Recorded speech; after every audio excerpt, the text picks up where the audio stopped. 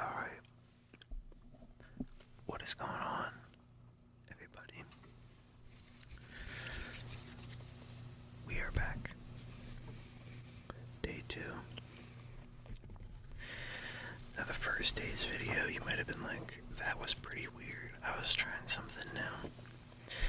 But today we're back to the original, and what we'll be talking about today. Today's theme is, once again, books. I've been doing videos on books a lot. I've been on a real big book kick lately, so I apologize if you don't like the book videos. I know some people don't read, some people don't give a hoot about books, but I love books, so I want to share them. And I have 5 books here.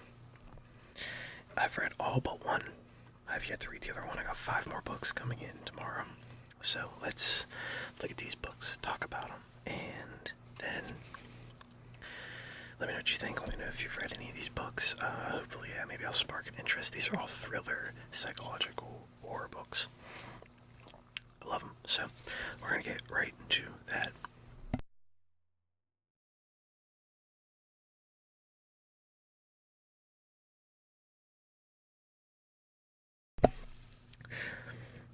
Alright, so I don't know if I should start with my least favorite, or these are all really good, but I guess this one is my least favorite out of the ones I've read, but it still was really good. You Shouldn't Have Come Here. So there is the cover. This is like a mix of like a romance, which I guess I should have seen coming reading the back, but it is a really good book. I have a Goodreads. You can see, I believe I rated this, I want to say a 3 or a 4 stars. I think it was 4. It was kind of predictable at the end. Once they said at the top, the Queen of Twists, I expected the twist. I'm not going to say it because in case you want to read it, but Grace Evans, an overworked New Yorker looking for a total escape from her busy life, books an Airbnb on a ranch in the middle of Wyoming. When she arrives at the idyllic getaway, she was pleased to find that the owner is a handsome man by the name of Calvin Wells, and he's eager to introduce her to his easygoing way of life.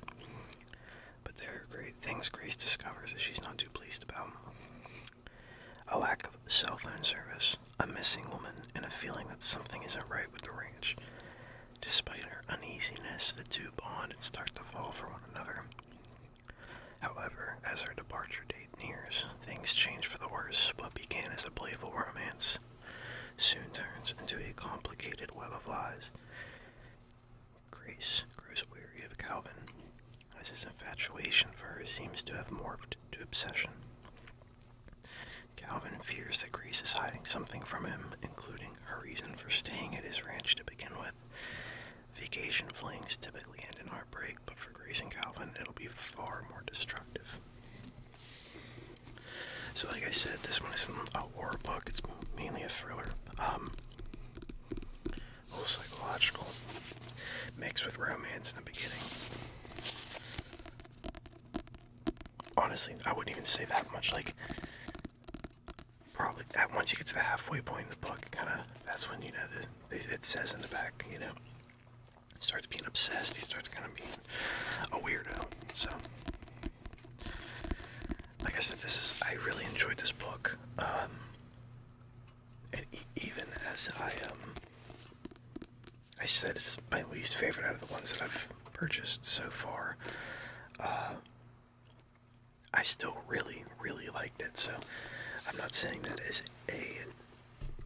shade or anything like that, but You Shouldn't Have Come Here. Give it a shot. I'll have to leave like my link or something down on my Goodreads if you guys would like to follow me on there and see the books that I like to read, want to read.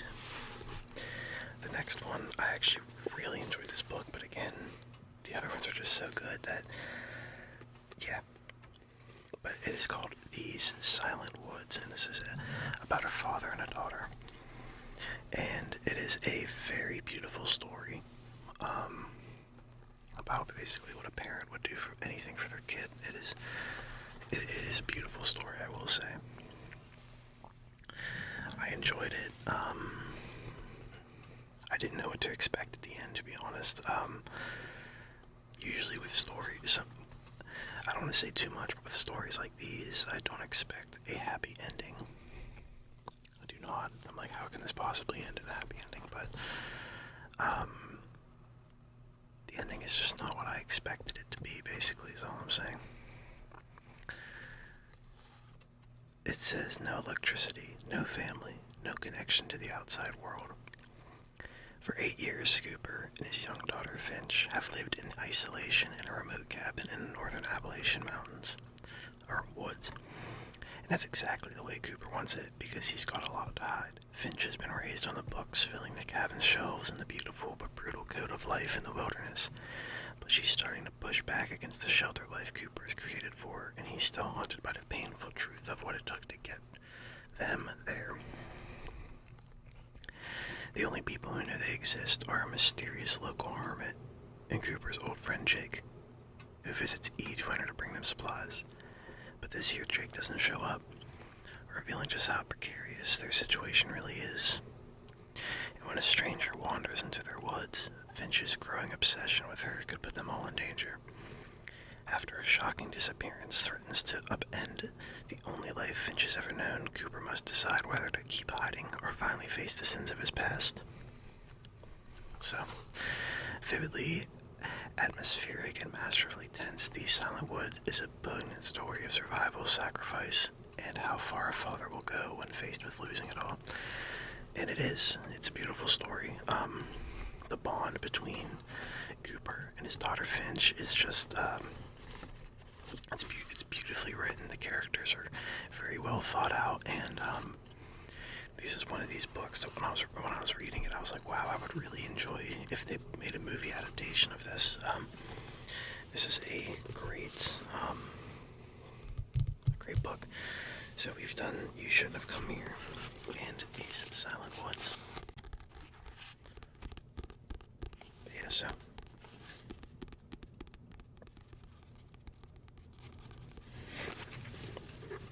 these are already basically in order of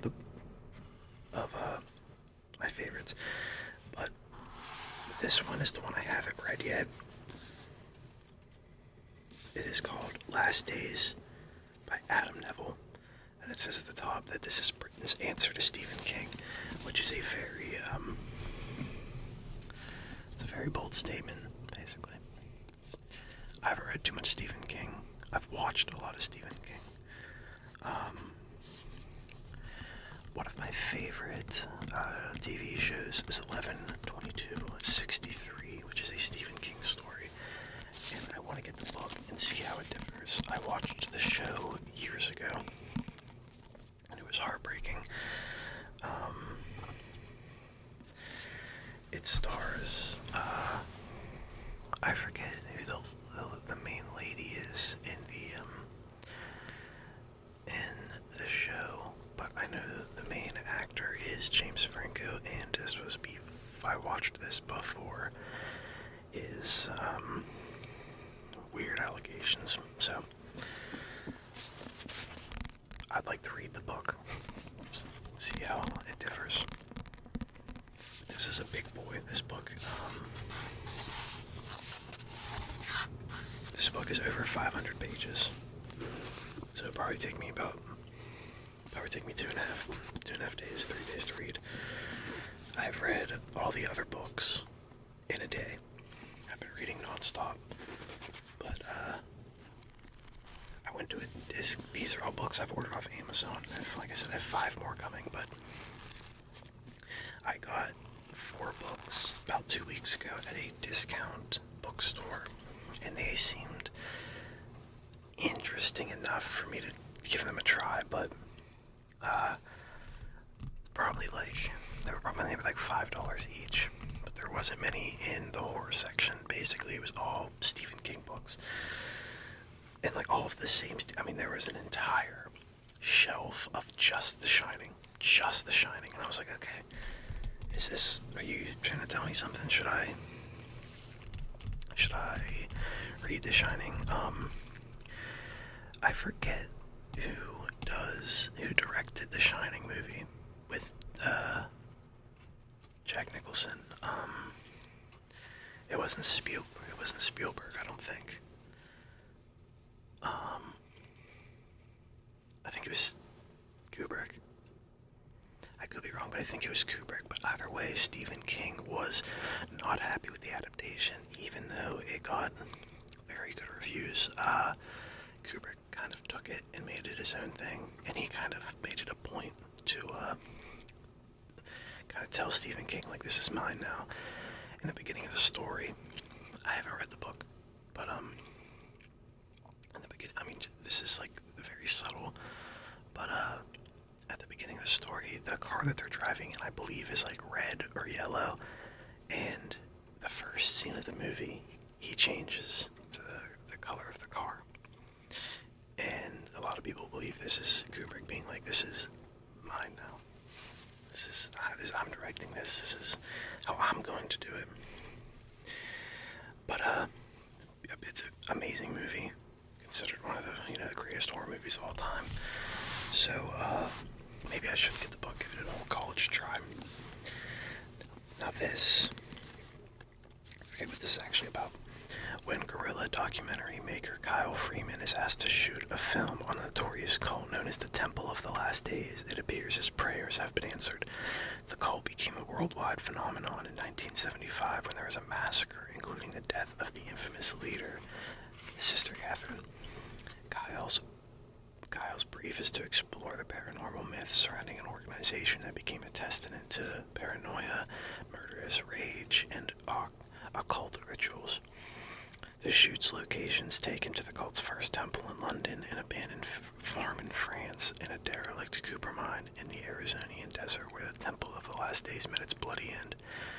But when he interviews those involved in the case, those who haven't broken silence in decades, a series of uncanny events plagues the shoots. Troubling out-of-body experiences, nocturnal visitations, the sudden demise of their interviewees, and the discovery of ghastly artifacts make Kyle question what exactly it is the cult has awakened, and well as its interest in him. So, yeah. And I always, if I like the book, I always read more about the author. The last book I'm going to show you today, my favorite one I've read so far, is by Riley Sager. And I ordered 3 more of her books. Like I said, it was my favorite. But I haven't read this one yet. This one's going to be after the book I'm reading right now. I'm reading a book called Old Country. Excuse me. But that one's going to be next. Alright, now back to the books I have read.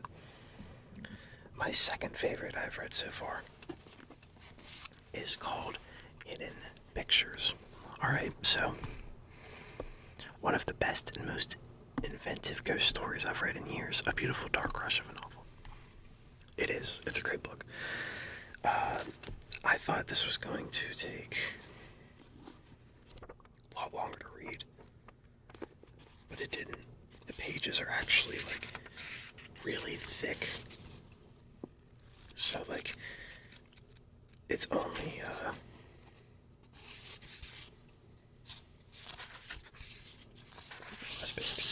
it's only 368 pages. So I finished this in a day, started it in the morning, and then stayed up till like 2:30 a.m. that night or next day to read this. I was just absolutely obsessed. Any free time I had during the day, I was like, I need to pick this book up and read it. And then I went to bed at around 11, 12, and I just stayed up reading it. And I was like, I have to finish it tonight. My eyes were so heavy, and I was like, I'm so tired, but I have to finish it. And the top says, a one-of-a-kind thriller. I loved it. Stephen King. It really is. I didn't know what to expect out of this book. With like almost like ghostly type books. I never know how I feel about them in the sense of like, is it actually haunted? So I've read books where the house, everything, there's all these like hauntings happening, but then at the end it gets explained that it wasn't. And I'm not going to tell you if this book does or doesn't have that. You gotta read for yourself if this book has actual ghosts and such in it, but it's a really, really good book. So Mallory Quinn is fresh out of rehab when she takes a job babysitting Ted and Caroline Maxwell's 5-year-old son, Teddy. She immediately bonds with this sweet boy who is never without his sketchbook. His drawings are the usual fare: trees, rabbits, balloons. But one day he draws something different: a man dragging a woman's lifeless body. Then his stick figures evolve into increasingly sophisticated sketches depicting one disturbing scene after another. Is Teddy troubled, or is he channeling forces he cannot possibly understand? Knowing just how crazy it all sounds, Mallory must decipher the images and save Teddy before it's too late. Now, the thing I really like about this book is I think it was really genius making the idea of her being fresh out of rehab, because then when she's experiencing these things, like, she doesn't want to tell anybody because she's like, they're gonna think, I'm on drugs again or something like that. And I feel like it's just, that's probably why that's probably why the author, he, not she, it's probably why he did this in the book. It's great, again, I'm not going to spoil any major plot points, but like, when she starts seeing weird stuff, she's like, I can't tell people this, or, she's like, should I tell people this, because they're just going to think I'm crazy, or I'm back on drugs, and they're going to, fire me from this job that she so desperately needs. If I would 100% recommend, I'd recommend all these books. If you shouldn't have come over, like I said, it's kind of like it has like a romancy feel, so if you don't want that, then beware.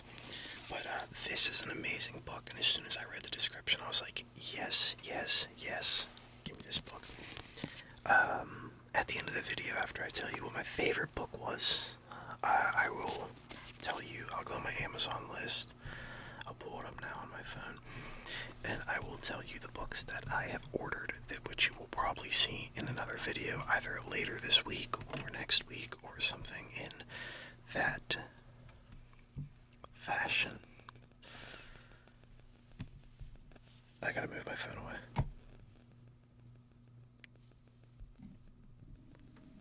It's making the microphone act up a little bit.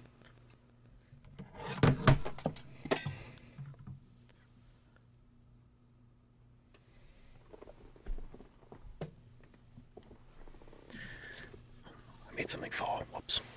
So anyway, yeah. Definitely read this book. Fantastic book.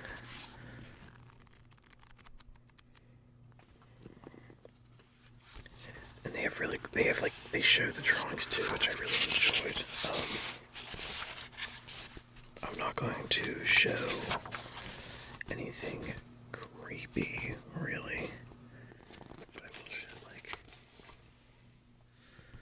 now they obviously get more sophisticated, as it says in the book, and more weird, but I was always looking forward. You can kind of see the black outline pages where the pictures are.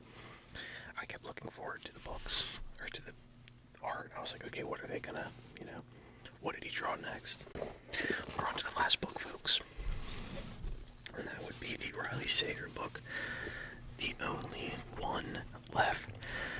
I read this book and I was like, I would love a movie or TV show adaptation. This is a phenomenal book, and I ordered more of her books.